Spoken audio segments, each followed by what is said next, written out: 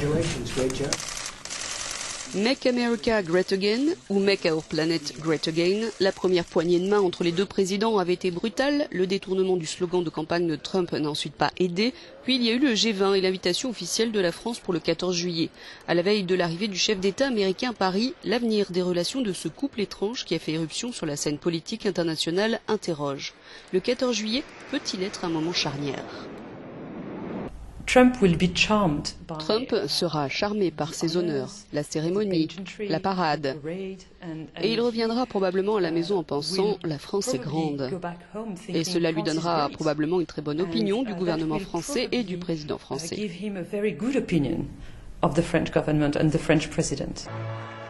Commencer par montrer les dents, puis se lancer dans une opération séduction. C'est une tactique somme toute basique, mais futée d'Emmanuel Macron à l'égard de Donald Trump. Si les différences entre les deux hommes sont visibles, mais peuvent être dépassées avec ce genre d'invitation, leurs similitudes sont évidentes, toujours selon Laurence Nardon de l'Institut français des relations internationales.